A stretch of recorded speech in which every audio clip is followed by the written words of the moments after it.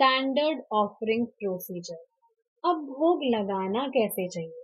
देखिए कितनी सारी चीजें हैं। ये हम डीप में पढ़ रहे हैं इसलिए लग रहा होगा अरे इतनी सारी चीजें ऑफर करने में, लेकिन इतना लंबा कोई प्रोसीजर है नहीं। ये बस डीप में समझा जा रहा है ताकि हम जो भी गलतियां कर देते हैं अनजाने में उसको अवॉइड किया जाए। ठीक है, स्टैंडर्ड ऑफरिंग प्रोसीजर। भोग कैसे लगाते हैं? कृष्ण को भोजन अर्पित करने के लिए विशेष रूप से एक विशेष थाली और ग्लास रखा जाता है। ठीक है, हम जिन बर्तनों में खाते हैं उसी में ऑफर नहीं होता है।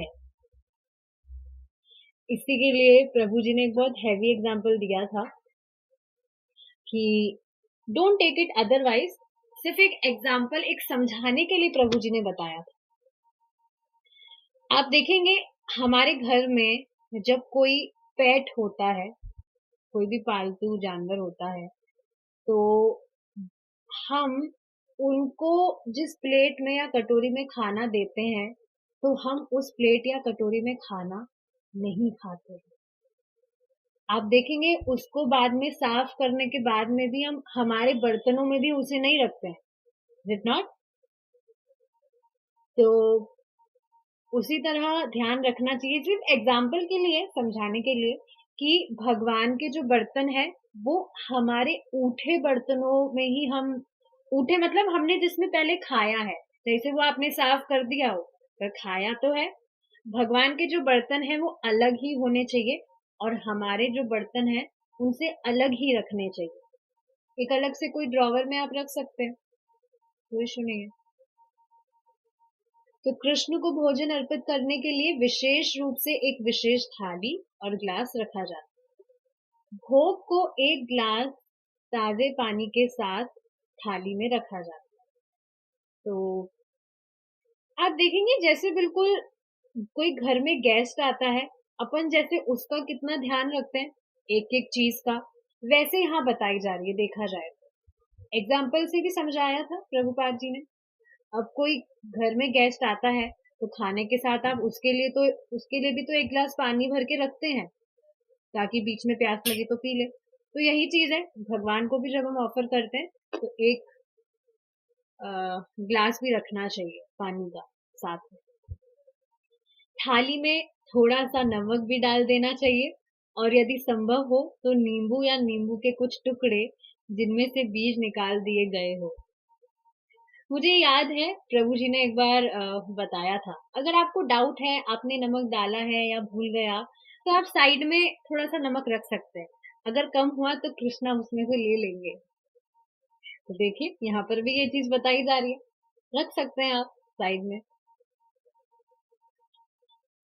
ठीक है, भारत में प्रचलित नींबू की छोटी किस्म को आधा या चौथाई भाग में काट लेना चाहिए, बड़े नींबू को आधा या चौथाई भाग में काट लेना चाहिए। नींबू के जो टुकड़े होते हैं उसकी बात की जा रही है। निचोड़ने में आसान अर्ध चंद्र आकार, जैसे आधा चांद का जो शेप होता है वैसे काटना है, कटा हुआ नहीं। मतलब कटा हुआ नहीं का मतलब क्या है, स्लाइसेस होते हैं जैसे पतले पतले स्लाइसेस, तो उसके लिए मना किया जा रहा है। एक जो आधा चांद का जो शेप होता है वैसा। देखिए कितना डिटेल में बात बताई जा रही है, क्योंकि डिटेल का ये वास्तविकता में टॉपिक है। कृष्ण को आप देखिए ना, भोग लगाना, जो हम कृष्ण का प्रसाद पाते हैं वो हमारी एक साधना है, साधना का बहुत बड़ा हिस्सा है। आप देखिए ना, सिर्फ भगवान का प्रसाद पाने से कैसे चित्त परिवर्तित होने लगता है। बार बार में ये चीज तो कही जाती है कि अभक्तों को प्रसाद देना चाहिए, पर आप खुद भी तो देखिए हमारे चेतना में जो चेंजेस आए हैं, नाम से तो आए हैं पर बाकी चीजें हम जो कर रहे हैं, प्रसाद पा रहे हैं, तो वी आर सेव्ड फ्रॉम माया। अगर कोई भक्त या व्यक्ति प्रसाद नहीं पाता है उसे माया झट से पकड़ लेती है। सोचना चाहिए, इस वजह से सारी चीजें बताई जा रही है। तरल वस्तुएं जैसे दाल केवल प्रसाद के लिए रखे गए छोटे बर्तन कटोरी में रखी जा सकती है। अब ये चीजें आप देखेंगे, ये तो हमको सबको पता है, हम तो यही तो करते हैं, प्लेट में थोड़ी दाल डालते हैं, कटोरी में तो डालते हैं। पर आप देखेंगे कुछ होते हैं छोटे बच्चे जो गलती कर सकते हैं, इसलिए बताया जा रहा है। प्रत्येक तैयारी पर एक तुलसी का पत्ता रखा जाता है। तो जैसे फॉर एग्जाम्पल प्लेट में चपाती है, दाल है, और भी बहुत सारी वैरायटी है, कुछ मीठा है, तो सब में आप थोड़ा थोड़ा रख सकते हैं। अच्छा, अब इस पे एक माता जी ने मुझसे क्वेश्चन पूछा था कि जो तुलसी पत्ता है उसको तो हमें चबाना नहीं चाहिए। जी हाँ, बिल्कुल। ये ठीक बात है, चबाना नहीं चाहिए। साइंटिफिक रीजन तो है इसको कि चबाना नहीं चाहिए। इसके अलावा आप देखेंगे तुलसी महारानी जो है वो दांतों के बीच में नहीं आनी चाहिए, उनको पेन होता है अगर हम उनको चबाते हैं तो उसको निगल लेनी चाहिए। देखिए आगे क्या बताया जा रहा है। तो जो भी तैयारी है उसमें रखा जाना चाहिए, रोटी पे अलग रख सकते हैं, दाल पे अलग रख सकते हैं, ऐसे ऐसे। ऐसे मौसम में जहां तुलसी नहीं उगती है, पूरी थाली में एक तुलसी का पत्ता रखना स्वीकार्य है। तो एक तुलसी का पत्ता भी रख सकते हैं पूरी थाली में, या यदि तुलसी पूरी तरह से अनुपलब्ध है तो you can use dry Tulsi also. बिल्कुल जो सूखी तुलसी होती है वो भी आप यूज कर सकते हैं। या अगर वो भी नहीं है तो केवल ध्यान से तुलसी के पत्ते चढ़ाना स्वीकार्य है। पर ये एक्सेप्शनल केस है कि कभी आप कहीं गए हैं, अब वहां है ही नहीं, तो ऐसे कर सकते हैं आप। या प्रभु जी एक और चीज बताते हैं, जैसे आपके पास में तुलसी की माला है तो आप उससे भी जो भोग है उसको स्पर्श करके भगवान को ऑफर कर सकते हैं। इस प्रकार बनी प्लेट को या तो ऑल्टर पर या ऑल्टर के सामने एक मेज पर, ऑल्टर मतलब जो घर में मंदिर होता है जिसमें भगवान का विग्रह होता है उसको कहा जाता है। तो या तो आप ऑल्टर पर रख सकते हैं या ऑल्टर के सामने अगर कोई टेबल हो वहां रख सकते हैं, या अगर ऑल्टर है ही नहीं तो कृष्ण की तस्वीर के सामने भी रखा जा सकता है। ऑल्टर के सामने बैठकर और ध्यान करते हुए कि कृष्ण प्रसाद का आनंद कैसे लेंगे, भक्त निम्नलिखित मंत्रों में से प्रत्येक को 3 बार धीरे धीरे पढ़ते हुए घंटी बजाता है। पहला मंत्र 3 बार, उसके बाद दूसरा मंत्र 3 बार, और फिर तीसरा मंत्र 3 बार। तो ये जो तीनों मंत्र है कौन से? पहला मंत्र है श्रीला प्रभुपाद जी का, सबको पता है ये। नमो विष्णुपादाय कृष्ण पृष्ठाय भूतले श्रीमती भक्ति वेदांत स्वामी निधि नामिने नमस्ते सरस्वती देवे गौरवाणी प्रचारिणे निर्विशेष शून्यवादी पाश्चात्य देश तारिणे। ये जो पहला मंत्र है ये ऐसे 3 बार गाना है। 3 बार कंप्लीट होने के बाद में चैतन्य महाप्रभु का मंत्र, प्रणाम मंत्र, नमो महावदन्नाय कृष्ण प्रेम प्रदायते कृष्णाय कृष्ण चैतन्य नामने गौर कृष्ण नमः। हमने इसको डिटेल में डिस्कस किए हुए हैं, इनके जो मीनिंग होते हैं पहले। ये चैतन्य महाप्रभु का प्रणाम मंत्र है, और फिर ये कृष्ण का प्रणाम मंत्र है। नमो ब्राह्मण देवाय गो ब्राह्मण हिताय च जगद्वित्ताय कृष्णाय गोविंदाय नमो नमः। तो पहला मंत्र 3 बार, फिर दूसरा मंत्र 3 बार, और फिर तीसरा मंत्र 3 बार।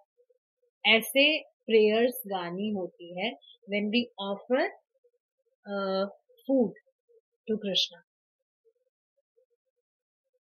ठीक है। यहाँ देखिए एक और बात बताई जा रही है कि घंटी बजाते हुए गाना चाहिए।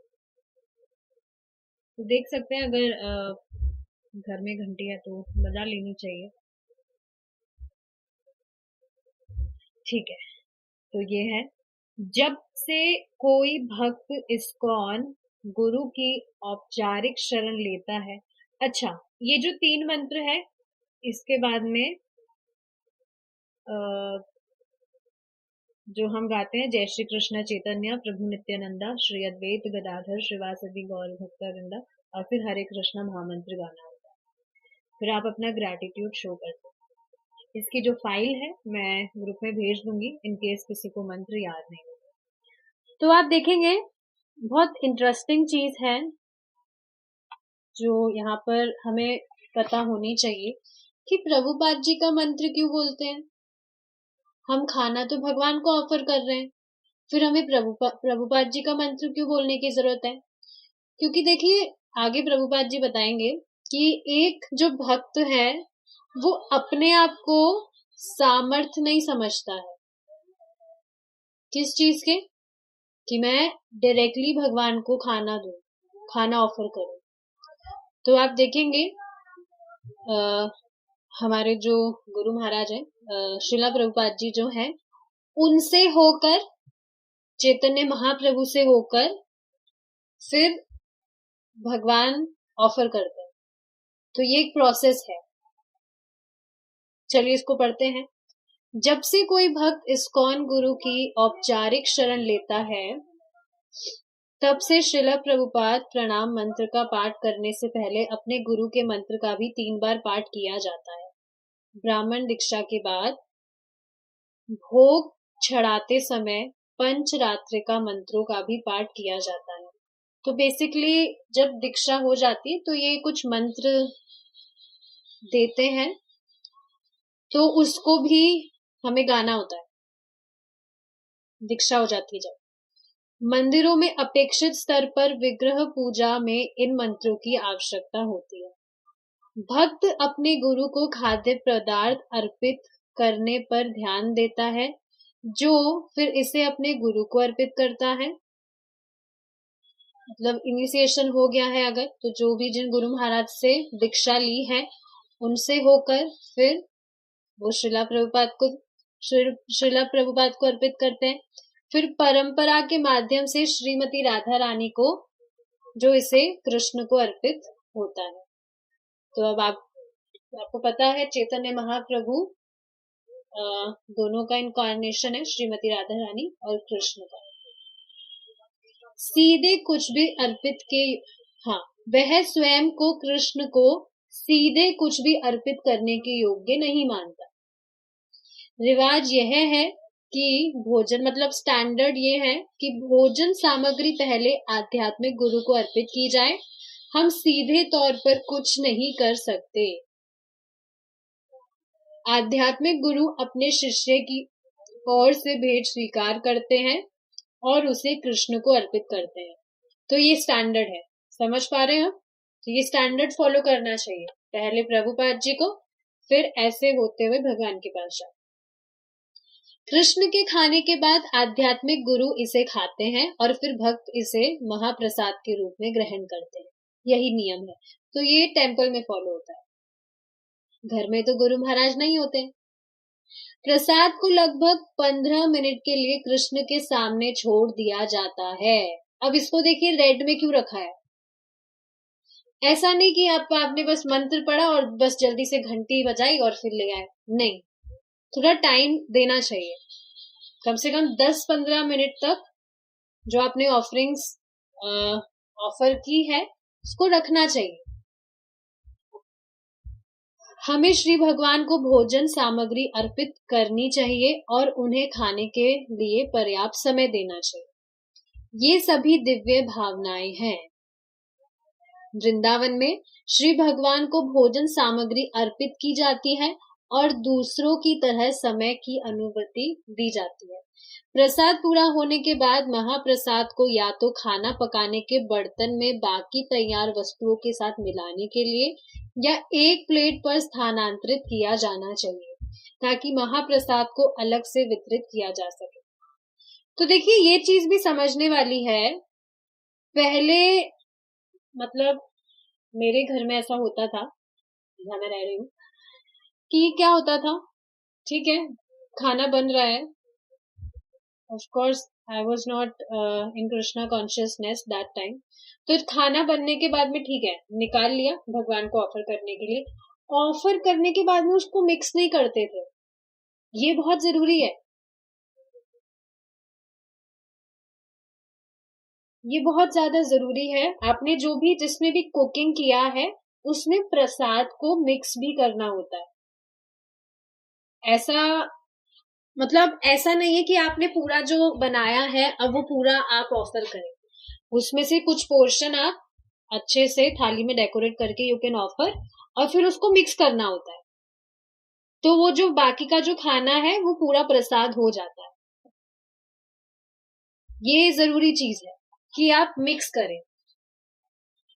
या ऐसा भी किया जा सकता है कि जैसे पूरा आप मिक्स नहीं कर रहे तो एक प्लेट में निकाल के रख लीजिए, फिर जैसे जैसे आप सर्व कर रहे हैं तो उसमें थोड़ा थोड़ा प्रसाद भी डाल दीजिए। इससे क्या होगा, जैसे कई बार आप देखते हैं खाना ज्यादा बन जाता है और अब उसमें आपने प्रसाद मिक्स कर दिया तो पूरा प्रसाद हो जाता है। तो अब संभावना क्या होती है कि पूरा नहीं खा रहा है कोई तो वो फेंकने में जा सकता है। या सपोज कीजिए खाना ज्यादा स्वादिष्ट नहीं बना तो बच गया, कोई नहीं खा रहा, तो अब वो फेंकने में जाएगा तो वो तो अपराध हो जाएगा। तो उससे बचने के लिए ये चीज भी की जा सकती है कि आप जब सर्विंग करें, पूरा मिक्स करने की जगह सर्विंग करते टाइम उसमें आप मिक्स करते रहिए। देखिए कितना एटिकेट है, कितना मतलब डीपली चीजों को समझाया जा रहा है, एक एक चीज को बहुत केयरफुली ध्यान रखने के लिए। तो ये चीज है जो समझनी चाहिए। बाद वाला विकल्प सबसे अच्छा है, क्योंकि सेकंड ऑप्शन बहुत अच्छा है। क्यों? क्योंकि यह महाप्रसाद के महत्व की चेतना को कायम रखता है। इसके अलावा यदि सम्मान से अधिक प्रसाद तैयार किया गया है तो संभावना है कि इसमें मिलाए गए महाप्रसाद को बिल्कुल भी सम्मान नहीं दिया जाएगा, जो कि एक अपराध है। क्लियर है ये चीज? ऐसा नहीं है कि महाप्रसाद को प्रसाद मानने के लिए उसे बर्तन में मिलाना पड़ता है। सब कुछ कृष्ण की प्रसन्नता के लिए पकाया गया है और जो कुछ उन्हें सीधे थाली में चढ़ाया गया था उसकी उनकी स्वीकृति में उन बर्तनों में बचे हुए को भी उनकी स्वीकृति शामिल है जहां से इसे लिया गया था। कृष्ण के प्रति सम्मान के प्रतीक के रूप में प्रसाद स्थानांतरित करने और भगवान की थाली धोने के बाद ही प्रसाद वितरित किया जाना चाहिए। तो ये भी एक है जो बताई जा रही है कि आप ऑफर करने के बाद में जिस भी प्लेट में आपने भगवान को ऑफर किया है उसको आप साथ के साथ में धोकर रख दें तो वो अच्छा है, ये बताया जा रहा है। पहले मैं ऐसा नहीं करती थी पर अब मैं I am trying to follow this, करना चाहिए। कुछ परिस्थितियों में इस नियम को निलंबित किया जा सकता है। कभी कभी अगर कुछ इमरजेंसी है तो यू कैन अवॉइड इट, जैसे कि जब पुस्तक वितरकों को जल्द से जल्द जाना हो या यदि कई मेहमान प्रसाद के लिए इंतजार कर रहे हो।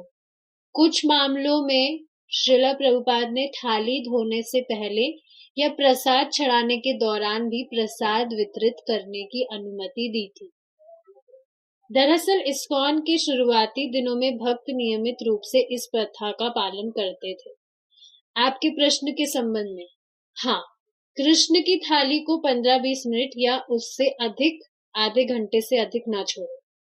थाली चढ़ने के बाद बर्तनों में जो शेष बचा हो उसे तुरंत बांट देना चाहिए। प्लेट वेदी पर रह सकती है, वेदी मतलब ऑल्टर, जब बाकी वितरित किया जा रहा हो। जब पूछा गया कि क्या मेहमानों के लिए थालियां प्रसाद चढ़ाने से पहले ही तैयार की जा सकती है तो श्रीला प्रभुपाद ने सहमति व्यक्त की। मतलब जैसे आपके घर में कोई गेस्ट वगैरह आए हैं तो क्या हो सकता है, आप पहले से प्लेट्स वगैरह रेडी कर सकते हैं और फिर ऑफर करने के बाद में आप उसको मिक्स कर सकते हैं प्रसाद को उन प्लेट्स में। जैसा कि आपने सुझाव दिया है, दावत के लिए थालियां सजाना ठीक है ताकि मेहमानों को प्रसाद चढ़ाने के बाद इतना लंबा इंतजार ना करना पड़े। सबसे पहले बनाई गई थाली, कृष्ण की थाली, को किसी ऊंचे स्थान पर एक अलग स्थान पर ढककर रखना चाहिए। तो ये भी देखिए एक जरूरी चीज है कि आपने जो बनाया है उसको पहले भगवान के लिए निकालना चाहिए। बेसिकली देखिए यहाँ पर इंटेंशन क्या है कि जो हमारी जो चेतना है उसमें कृष्ण सर्वोपरि है।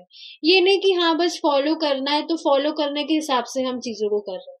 We should be very much conscious कि हम कृष्णा के लिए कर रहे हैं। ऑफ कोर्स देखिए, इससे एक चीज और मैंने जानी है, आपके घर में जैसी भी जो परिस्थिति है उसके हिसाब से चलना चाहिए। जैसे अब हो सकता है सारी चीजें जो उसमें बताई है, हो सकता है आप सब कुछ फॉलो करना चाह रहे हैं, पर घर में कुछ ऐसी, मतलब घर वाले नहीं समझ रहे हैं, तो वो नहीं करने दे रहे हैं, पूरी तरह से आप फॉलो नहीं कर पा रहे हैं, तो फिर परेशान होना इज नॉट द सोल्यूशन।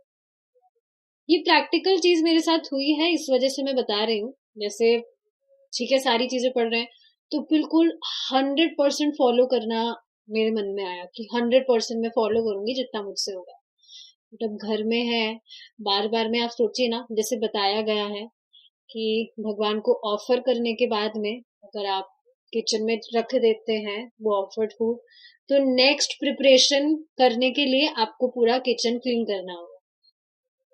तो घर वाले तो ये बात नहीं समझते, वो तो बार बार में मिक्स कर रहे थे, मतलब भगवान को कुछ ऑफर किया, किचन में जाके रख दिया।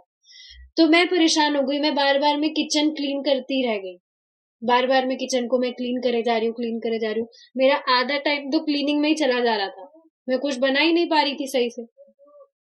तो ये समझना चाहिए कि जैसी सिचुएशन है उसके हिसाब से करना चाहिए हमें, नहीं तो क्या होगा, फिर हम परेशान हो जाएंगे और फिर भक्ति अच्छे से फिर नहीं हो पाएगी।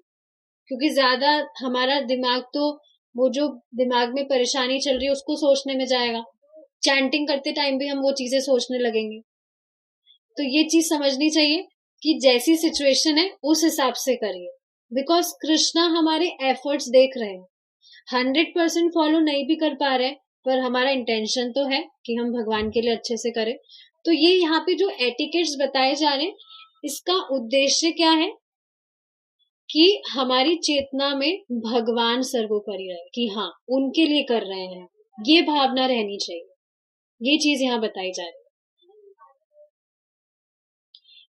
ठीक है, तमल कृष्ण गोस्वामी बताते हैं, प्रभुपाद ने अनुमति दी कि सभी थालियां प्रसाद चढ़ाने से पहले लगाई जा सकती है, परंतु श्री भगवान की थाली पहले सजाई जाए और प्रसाद चढ़ाए जाने तक एक विशेष ऊंचे स्थान पर रखी जाए।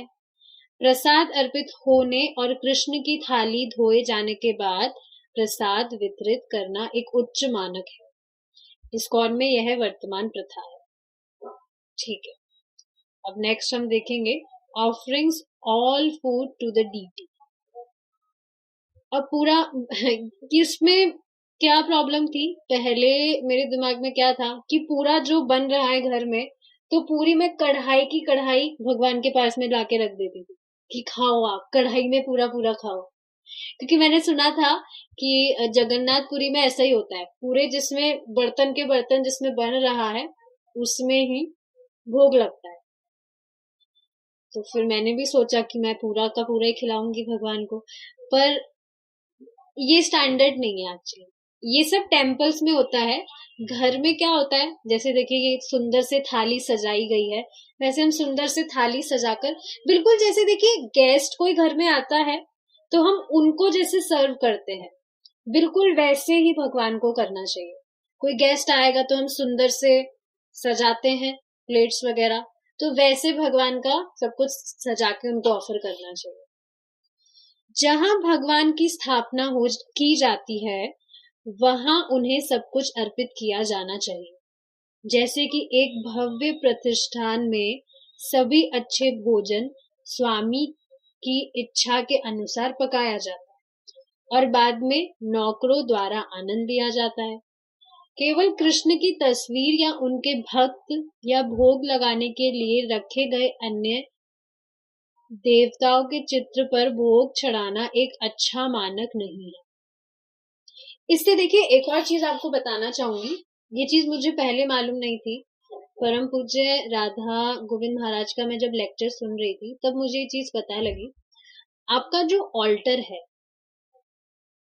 तो ठीक है, उसमें भगवान का डीटी या फोटो वगैरह कुछ भी आपने रखा हुआ है, लेकिन साथ में अन्य जो देवी देवता है उनका फोटो नहीं रखना चाहिए। उनका आप अलग से ऑल्टर रख सकते हैं, अलग से कहीं रख सकते हैं, पर भगवान के साथ उन्हें नहीं बिठाना चाहिए। ये एक इम्पोर्टेंट चीज है।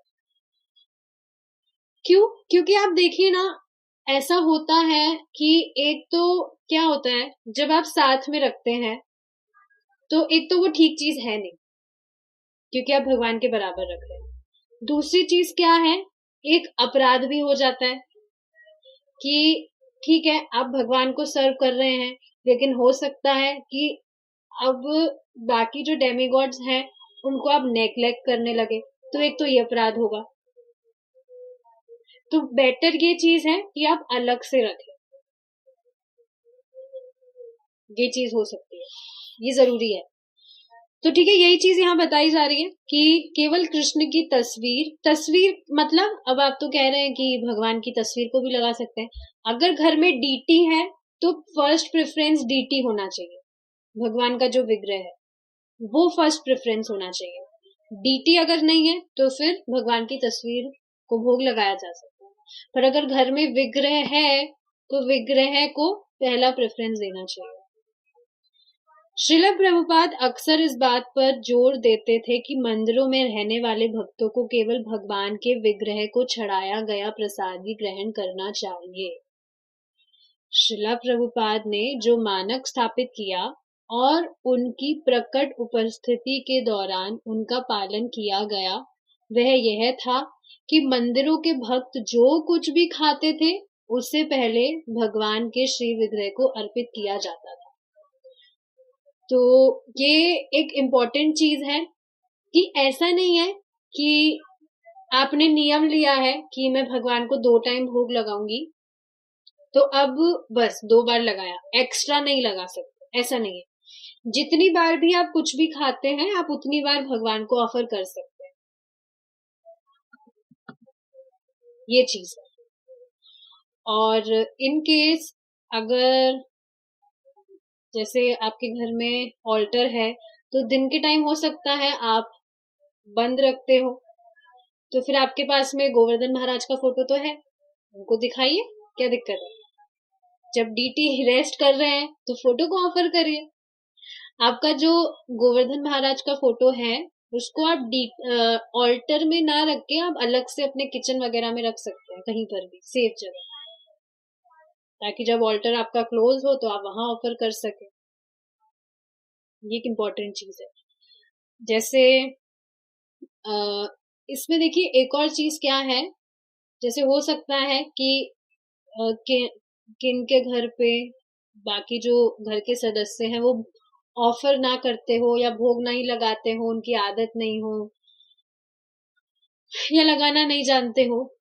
तो जब माता जी बेसिकली रेस्ट पर होती है तो ये एक बेनिफिट और है, भगवान को आप खाना तो ऑफर कर सकते हैं उस टाइम पर, तो उस टाइम पे आप जब फोटो अलग से है तो आप वहां पर ऑफर भी कर सकते हैं। तो ऐसी जगह पर रखना चाहिए जहां आप इजीली ऑफर कर सके।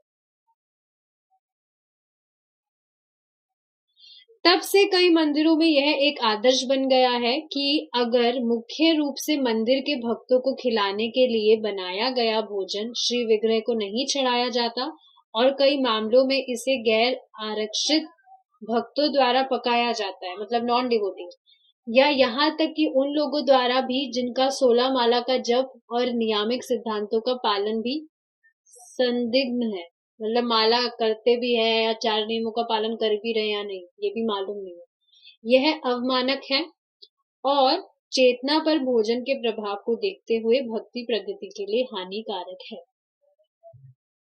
यह स्वाभाविक रूप से गैर भक्तिपूर्ण भी है। देखिए अब अगर घर में कोई 1-2 माला भी जप कर रहे हैं तो आप उनके हाथ का भी खा सकते हैं, इमरजेंसी में कोई दिक्कत नहीं, पर ट्राई करा करिए कि आप खुद बनाएं। कुछ इमरजेंसी है तो आप खा सकते हैं, क्या करें, भगवान को ऑफर कर सकते हैं करके। यह स्वाभाविक रूप से गैर भक्तिपूर्ण भी है, क्योंकि यदि श्री विग्रह को भोजन नहीं चढ़ाया जाता है तो यह चेतना की यह कृष्ण द्वारा आनंद लिया जाना चाहिए खो जाती है और यह केवल साधारण भोजन पकाने जैसा हो जाता है। तो आप सोचिए ना, अब जो भक्ति नहीं कर रहे हैं क्या उनके दिमाग में ये चीज होगी कि हम कृष्ण के लिए बना रहे हैं, क्यों वसुप्रिया माता जी, आप जब बनाते हैं तो आता है दिमाग में कृष्णा को भोग लगाना है, अच्छे से मुझे साफ सफाई से बनाना है, लेकिन जो भक्ति नहीं करते हैं उनके दिमाग में ये चीज नहीं आती है। तो यही चीज बताई जा रही है यहाँ पर कि चेतना का बहुत फर्क पड़ता है। भक्त कभी कभी भक्तों के प्रसाद या मेहमानों के प्रसाद के बारे में बात करते हैं, लेकिन वास्तव में यह सब कृष्ण का प्रसाद है। श्री चैतन्य महाप्रभु प्रसन्न हुए क्योंकि उन्होंने देखा कि कृष्ण के लिए कितने अच्छे प्रकार के भोजन तैयार किए गए। आज ही सुबह प्रभु जी ने पोस्ट किया था that Krishna is a big foodie. बहुत पसंद है उनको खाना खाना, खूब खिलाया करो। ये बिल्कुल देखिए वास्तविक बात है। Krishna really appreciate tasty food. इसमें देखिए प्रभु जी अपना रियलाइजेशन शेयर कर रहे थे कि जैसे कुछ प्रसाद हम पाते हैं तो आप देखेंगे कई बार वो इतना टेस्टी लगता है कि बस खाते जाए। तो आप सोचिए ना, जब हम खा रहे हैं, हमको इतना आनंद मिल रहा है प्रसाद खा के, तो भगवान जब एक्सेप्ट करते हैं तो भगवान भी तो उसे इसी तरह से अप्रिशिएट करते हैं कि कितना अच्छे से बना के लाया है।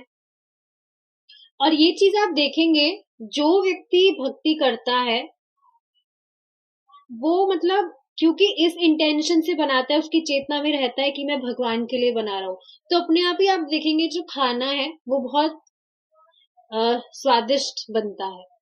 प्रैक्टिकल चीज है ये। और ऊपर से ऑफर आप करते हैं तो उसका तो कहना ही क्या।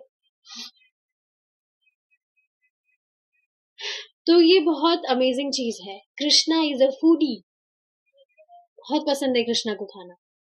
वास्तव में सभी प्रकार के प्रसाद, देखिए इसी पर एक और चीज आपको बताना चाहूंगी कि कृष्णा वास्तविक एक व्यक्ति है हमारी तरह।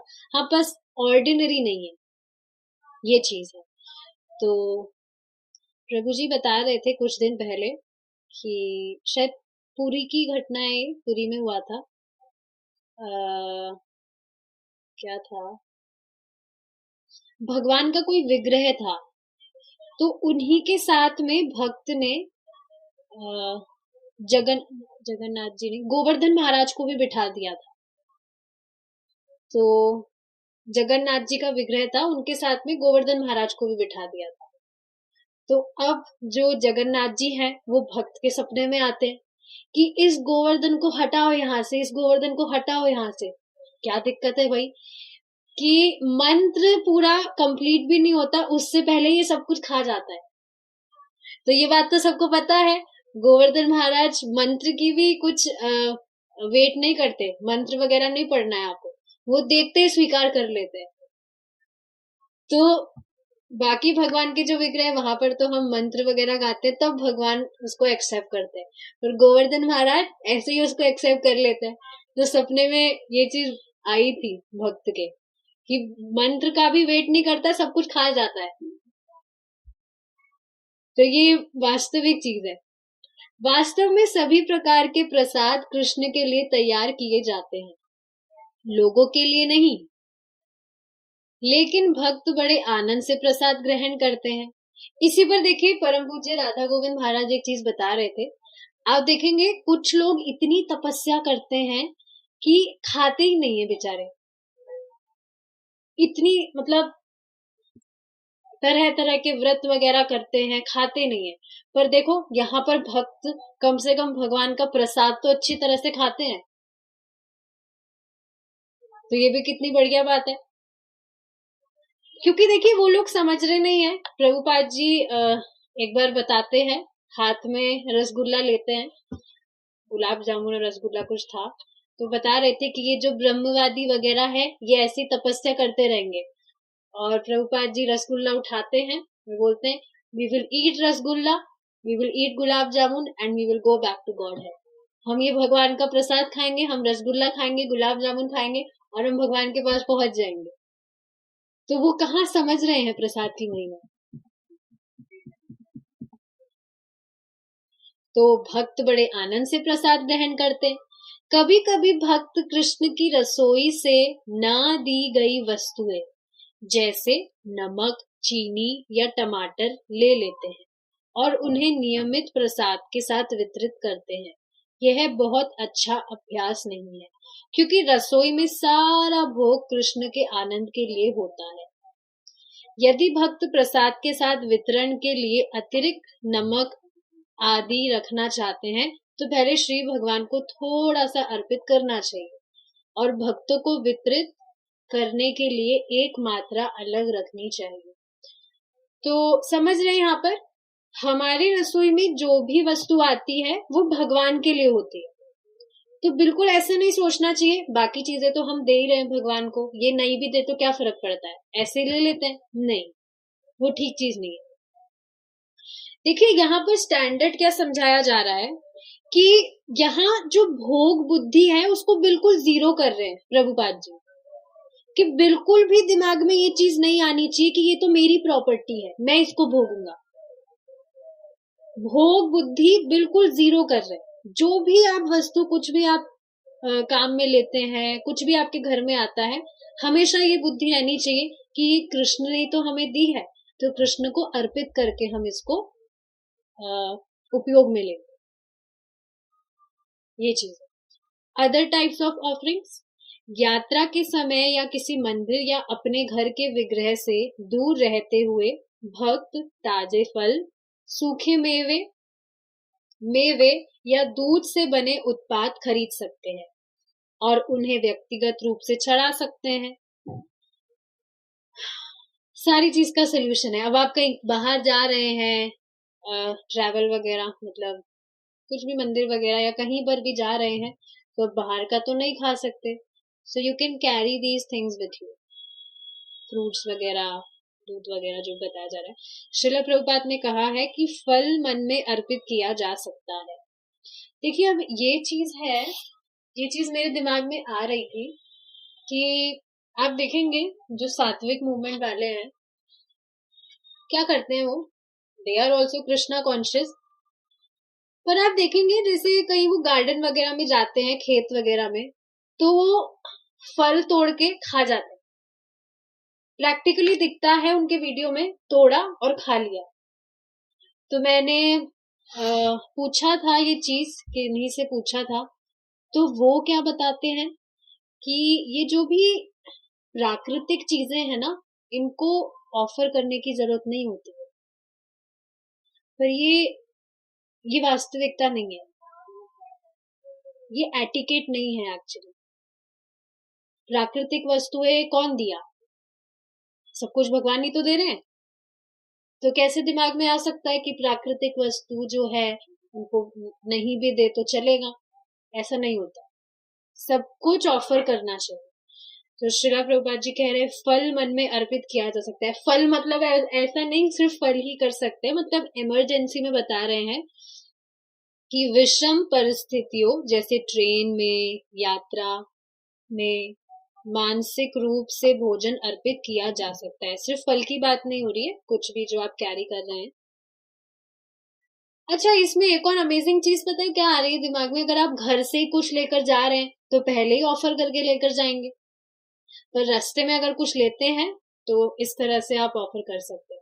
लेकिन मानसिक भेंट से बेहतर है कृष्ण और आध्यात्मिक गुरु की तस्वीर पर अर्पित करना। फोन वगैरह में तो है ही फैसिलिटी, फोटो तुरंत नेट से निकाला, ऑफर। पकी हुई चीजें निश्चित रूप से तस्वीरों के सामने पेश की जानी चाहिए, ना कि सिर्फ दिमाग में। हालांकि जितना संभव हो मंदिर निवासी भक्तों को अलग से खाद्य पदार्थ खरीदने और अपनी स्वयं की पेशकश करने से बचना चाहिए। जहां विग्रह मौजूद है उन्हें सब कुछ अर्पित किया जाना चाहिए।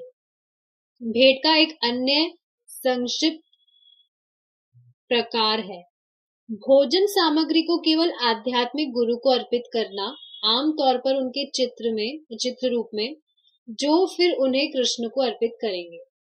प्रसाद चढ़ाने के लिए आध्यात्मिक गुरु से प्रार्थना करना ही पर्याप्त है। प्रक्रिया यह है कि हर चीज आध्यात्मिक गुरु को अर्पित की जाती है और आध्यात्मिक गुरु को भगवान को वही भोजन अर्पित करना होता है। जब कोई चीज आध्यात्मिक गुरु को अर्पित की जाती है तो वह तुरंत भगवान को अर्पित कर देते हैं। तो ये क्लियर है, ये एक प्रोसेस है जो आध्यात्मिक गुरु से होकर जाता है। आध्यात्मिक गुरु जिनकी तस्वीर भी वेदी पर है, वे सामने सब कुछ प्रस्तुत करने के लिए प्रसाद चढ़ाने का मतलब है कि आध्यात्मिक गुरु भगवान को भोजन चढ़ाने का ध्यान रखेंगे। इसलिए केवल आध्यात्मिक गुरु से प्रार्थना करने से ही सब कुछ पूरा हो जाएगा। अब देखिए, यहाँ पर जब ये चीज बताई जा रही है तो एक दिमाग में क्वेश्चन आएगा कि अभी तो बताया कि भगवान के ऑल्टर पे हमें देवी देवताओं की तस्वीर नहीं रखनी चाहिए, तो फिर आध्यात्मिक गुरु को कैसे हम रख सकते हैं? क्या प्रभुपाद जी की फोटो भी नहीं रख सकते? बिल्कुल रख सकते हैं। क्यों? क्योंकि देखिए, प्रभुपाद जी को देखकर कुछ भी आपके दिमाग में ऐसी कुछ भी तो थिंकिंग नहीं आएगी। आपको पता है तो श्रीला प्रभुपाद जी है, कहाँ दिमाग में आएगा? पर देवी देवताओं के साथ में कंफ्यूजन होता है, तो ये चीज समझने वाली है। इसलिए केवल आध्यात्मिक गुरु से प्रार्थना करने से ही सब कुछ पूरा हो जाएगा। पूर्व में इस्कॉन में एक मिथक काफी व्यापक था कि पीने से पहले श्री विष्णु श्री विष्णु श्री विष्णु कहकर जल चढ़ाना चाहिए। कुछ भक्तों ने इसे कैजुअल श्री विष्णु श्री विष्णु श्री विष्णु के साथ खरीदी गई किसी भी चीज को अर्पण करने के लिए बढ़ाया।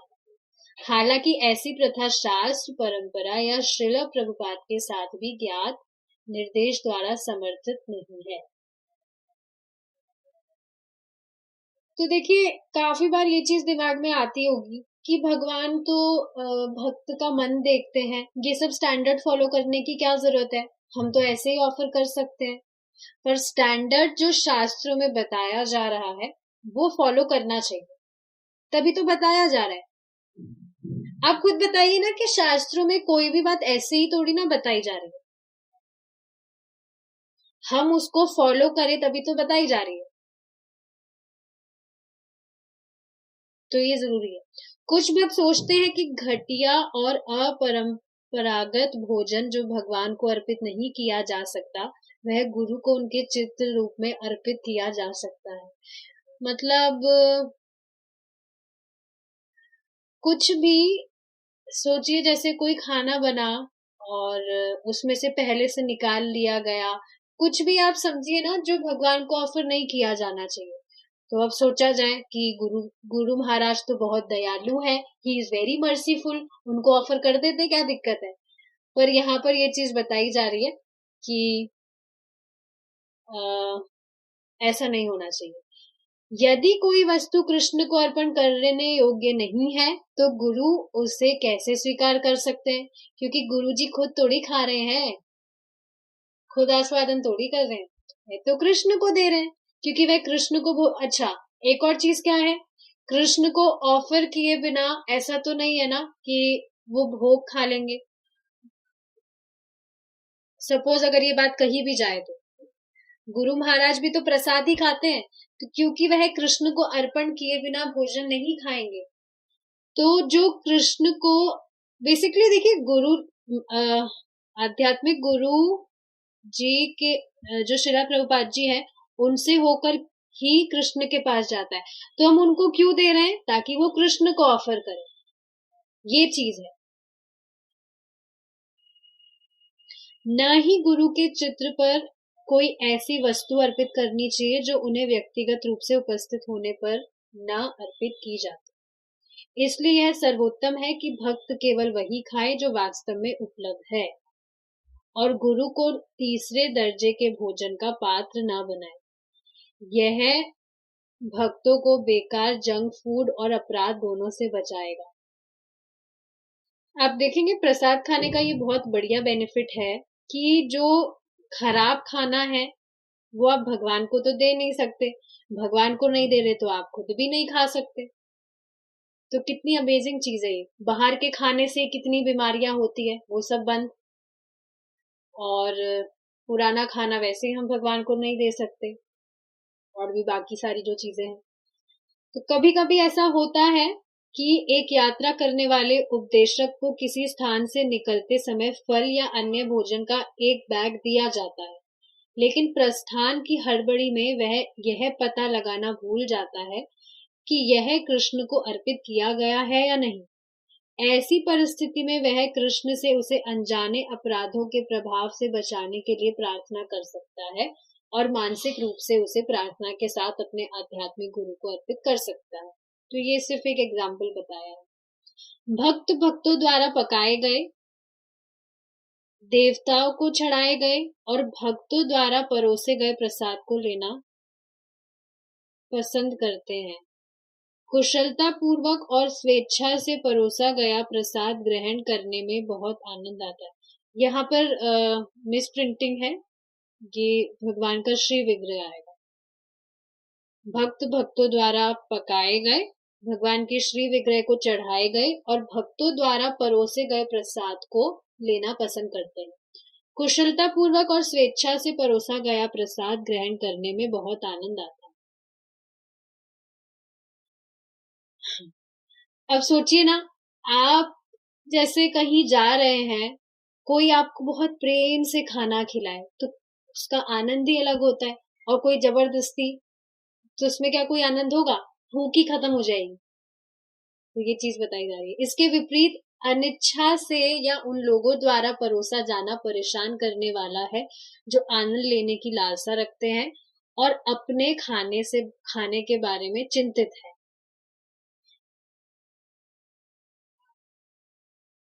देखिए क्या बताया जा रहा है। इसके विपरीत अनिच्छा से या उन लोगों द्वारा परोसा जाना परेशान करने वाला है जो आनंद लेने की लालसा रखते हैं और अपने खाने के बारे में चिंतित है। तो इसमें बेसिकली भोग बुद्धि का निर्माण है कि भगवान की संतुष्टि के लिए व्यक्ति नहीं कर रहा, कि बस हाँ एक रिस्पॉन्सिबिलिटी की तरह कर रहा है।